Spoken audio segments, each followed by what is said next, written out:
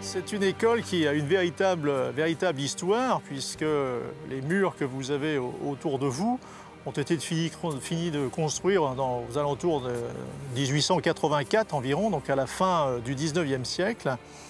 Et cette caserne d'Enrémont abritait d'abord un régiment de l'armée de terre, en l'occurrence le prestigieux 109e régiment d'infanterie de l'armée de terre, donc, qui restera dans ces murs pratiquement jusqu'à la Première Guerre mondiale, avant qu'en 1917, cette caserne connaisse là aussi un très grand moment d'histoire, puisque le corps expéditionnaire américain qui vient faire la guerre sur notre territoire vient s'installer dans cette école. Cette école va abriter, dans le grand bâtiment que vous avez derrière vous, le grand quartier général du général Pershing qui commandait le corps expéditionnaire américain donc en 1917. Et c'est un grand moment d'histoire parce qu'en fait, eh bien, c'est un petit peu la constitution de l'armée américaine qui se fait ici, qui se crée ici. C'est la première fois qu'elle quitte son sol pour venir combattre sur un autre théâtre. Et cette caserne va à nouveau connaître un moment particulier en 1944 parce qu'elle sera occupée cette fois-ci par un bataillon Vlasov. Ce sont des éléments de l'armée russe mais rattachés à cette époque à l'armée allemande, et ils vont occuper cette caserne durant quelques mois avant de partir en 1944 et pour le coup d'incendier une grande partie de la caserne avant de partir. Et en fait c'est en 1945 que le colonel Meunier, à l'époque, qui était directeur général de la gendarmerie, crée cette école. On a la lettre d'ailleurs dans notre salle tradition. Crée cette école en 1945 et il crée une école de gendarmerie, de sous-officiers de gendarmerie. Comme cette caserne a été brûlée, il faut la reconstruire. Donc l'école va d'abord s'implanter dans le sud de Chaumont, quartier qu'on appelle toujours d'ailleurs aujourd'hui le quartier Foch, jusqu'en 1949. Et en 1949, l'école s'implante dans ce quartier d'Enrémont et ne le quittera plus jusqu'à aujourd'hui. Voilà. Donc ça fait donc 75 ans que cette école de gendarmerie est implantée à Chaumont et depuis 1949 dans ce quartier d'Enrémont. 500 promotions sont passées par ici, plus de 55 000 élèves gendarmes ont été formés dans cette école. Dans les années 98-2000, cette école a aussi formé des éléments du corps de soutien technique et administratif de la gendarmerie avant que ces jeunes gens soient formés aujourd'hui à Rochefort. Et aujourd'hui, nous formons à la fois des élèves sous-officiers de gendarmerie, mais aussi des élèves gendarmes adjoints volontaires. Nous avons chaque année quelques promotions. Le drapeau est d'ailleurs décoré de la médaille militaire, hein. C'est le seul drapeau des écoles à être décoré de la médaille militaire. Ceci a été fait par le président Chirac en 2002. C'est aujourd'hui la première école créée, toujours en activité. Et donc, bien entendu, la devise accrédite cette longévité quelque part. Et puis, je dirais aussi que cette devise accrédite l'excellence de la formation qui est dispensée ici et qui nous oblige chaque jour, d'où, bien sûr, première oblige.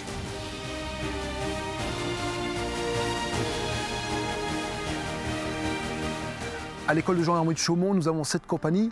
Dans chaque compagnie, environ 120-125 élèves. Donc on peut faire le compte. Quand l'école fonctionne à plein régime, avec bien sûr un mess pour les accueillir, de l'hébergement, un gymnase pour faire du sport, des champs de tir bien sûr dans les écoles, et environ 120 cadres. On prend une compagnie pendant 8 mois et après il y a une petite interruption et on recommence avec une autre compagnie. Alors l'évolution, déjà, elle est souvent au niveau de la coupe de cheveux quand ils arrivent, hein, puisqu'ils passent chez la coiffeuse. Hein. Pour certains, ils en ont beaucoup besoin, pour d'autres un peu moins. Après, ils arrivent, certains sont des anciens militaires, donc voilà, ils continuent dans la formation militaire et après ils apprennent un métier, le métier d'être gendarme. Certains sont civils, donc là ils ont tout à découvrir. Par rapport à des anciens aussi gendarmes adjoints, ils ont beaucoup plus à apprendre, hein, parce que par rapport aux gendarmes adjoints qui ont déjà des bases, hein, et qui ont déjà vu le terrain. Les civils, c'est ceux qui ont le plus de travail à faire, mais au bout de quelques mois, on ne voit plus de différence entre les anciens gendarmes adjoints, militaires ou les anciens civils.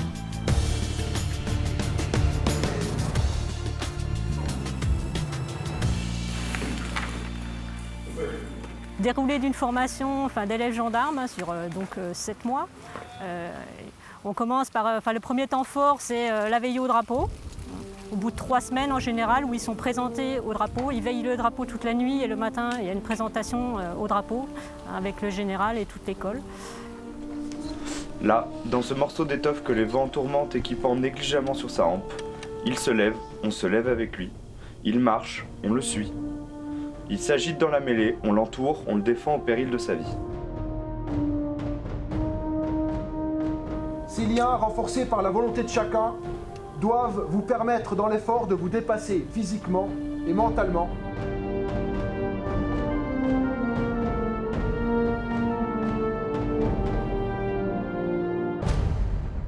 Après, en temps fort, on a le bivouac qui clôture un petit peu la partie militaire, hein, parce que la première partie de formation, c'est essentiellement basé sur tout ce qui est armement, tout ce qui est formation militaire. Cette semaine, on a fait le bivouac de la 500e promotion, la 5e compagnie. Et dans leur formation, il y a 2 événements importants, c'est le bivouac et la formation au maintien de l'ordre à Saint-Astier. Donc c'est une semaine qu'on passe sur le terrain militaire, ici à La Vendue. Et le major a insisté, 24 heures comprenant la nuit. Les conditions sont relativement difficiles. On avait des températures à -5, -6, -7 degrés au cours de la nuit. Et ils dorment sous des petites tentes. De la meute naît la force. C'est notre citation, c'est notre animal, notre emblème, c'est le loup. Donc le loup seul, il est rien. En groupe, il est fort. Et dans le groupe, il y a des forts, il y a des faibles. Et l'idée de ce bivouac, c'est qu'on resserre les liens, la promotion, elle se crée, et que les plus forts aident les plus faibles. Et c'est là où on crée vraiment une bonne promotion. Gardez-vous. Et ça va leur servir dans leur futur métier. Il faudra se serrer les coudes. Il y aura des moments difficiles et des moments où on ne dort pas beaucoup. Et là, on l'a vécu la nuit.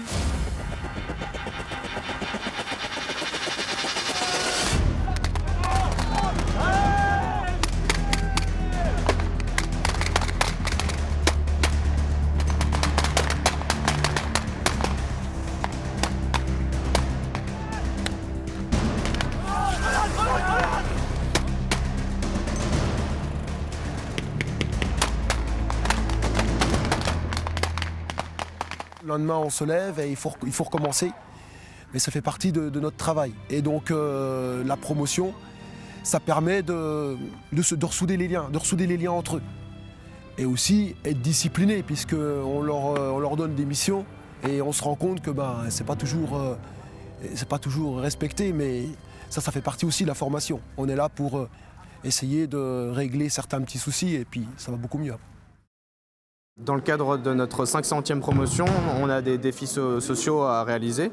Et nous, notre défi social qu'on a privilégié pour cette année, c'est de participer au Téléthon. Et en l'occurrence, aujourd'hui, c'est la soirée du Téléthon qu'on a planifiée depuis un bon mois, facilement maintenant. Les ateliers qu'on a mis en place ce soir sont principalement liés à la pratique sportive.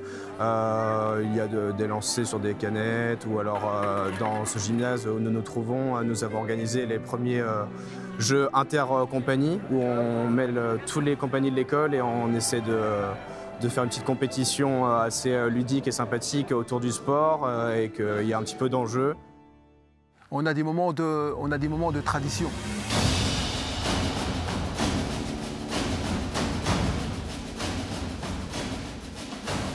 On fait un certain nombre de marches. On va aussi, et ça c'est important pour moi, à Colombelly-des-Églises, qui est quand même le pays du général de Gaulle, où je veux absolument que les élèves, donc on passe sur la tombe du général. On va également visiter le mémorial. Et le moment fort, c'est souvent la remise du calot, la remise du képi au pied de la croix de Lorraine éclairée en bleu, blanc, rouge. C'est magnifique. C'est un souvenir qui est impérissable pour les élèves.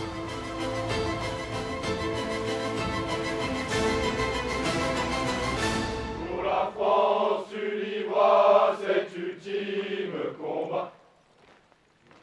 Gendarme Guillaume, ton dévouement une force. Et devant ton souvenir... On va leur proposer un certain nombre de parrains. C'est les élèves qui vont choisir le parrain. On leur explique ce qui va se passer, que Le parrain, on va l'honorer lors de la journée parrain qui a lieu donc, vers la fin de la formation.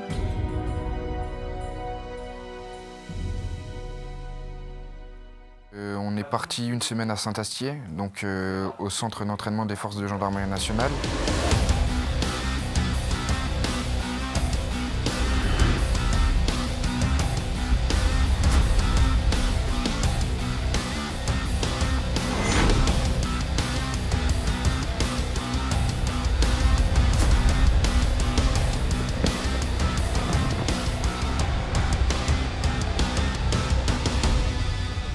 On est allé là-haut, c'était principalement pour toucher du doigt le maintien de l'ordre, le métier du gendarme mobile, ce qui a pu également renforcer la cohésion du groupe. Même les personnes qui ne souhaitaient pas aller en mobile ont clairement apprécié ce stage, ils se sont donnés à fond. C'était une bonne expérience, même pour un futur GD. On a vu le maintien de l'ordre, on a vu le rétablissement de l'ordre, on a vu les cadres d'ordre et on a pu discuter avec des gens issus du milieu de la mobile pour vraiment savoir qu'est-ce que ça pourrait donner sur le terrain par rapport à l'école. Donc là, on est dans la partie après le classement, ce qui fait en fait tout le monde est séparé en deux divisions en fait. Il y a les GR et GM, donc la garde républicaine et les mobiles, et d'un autre côté il y a les gendarmes, la gendarmerie départementale. Ceux qui sont en gendarmerie mobile et en garde républicaine, ils vont faire des services adaptés à ce qu'ils vont faire. Donc eux, ils vont plus faire du tir, beaucoup plus d'armement que la gendarmerie départementale.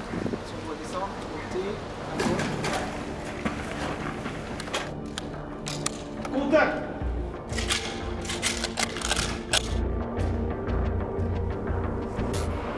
Feu!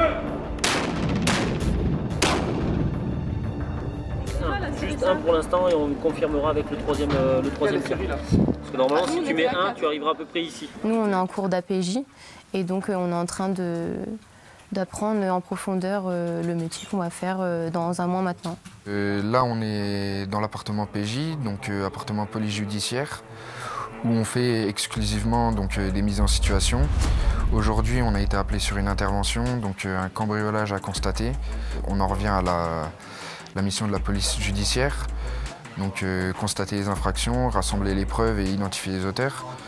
Donc notre but c'était de constater qu'il y a eu une effraction, donc la matérialiser à l'aide des mallettes qui sont mises à notre disposition, les mallettes TICP, donc technicien d'identification criminelle de proximité. On avait également les mallettes gel des lieux, donc pour attendre les renforts. Donc le but d'un gel des lieux c'est de figer la scène et de faire un bouclage hermétique. On a pris la victime en compte, on lui a demandé ce qui s'était passé et donc ensuite on a pris des photos de tous les indices. On a pris en photo les endroits de l'habitation qui ont été fouillés. Je pense au général Mazy lorsque j'ai choisi mon poste en tant qu'officier. Il a dit ces choses et je m'en rappellerai toujours. Rappelez-vous d'où vous venez, commandez vos hommes comme vous auriez aimé être commandés et surtout, ne faites jamais aux autres ce que vous n'aimeriez pas qu'on vous fasse. Et cette philosophie, en tant que commandant de compagnie, j'essaye de l'inculquer aux élèves, à mes camarades de la compagnie également, mais aux élèves, c'est vraiment important. La formation du gendarme, c'est du savoir-faire et du savoir-être. Du savoir, déjà, on leur apporte un certain nombre de connaissances. Du savoir-faire, c'est une formation en police judiciaire, en matière de sécurité routière, le secourisme, le maintien de l'ordre, l'intervention tactique, la police de sécurité du contact au quotidien. Et on fait également maintenant, on leur apporte des techniques d'optimisation du potentiel pour lutter contre le stress dans certaines situations. Le savoir-être, adopter un comportement marqué par le sens de l'honneur, la discipline, la disponibilité, le courage, l'honnêteté, la loyauté, la cohésion, la camaraderie, l'empathie.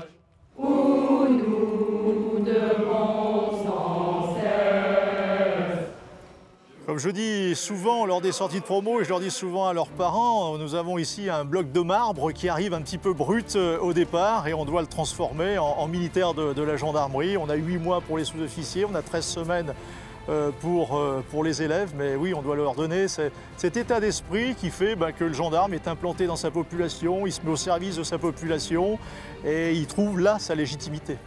Debout, les gendarmes!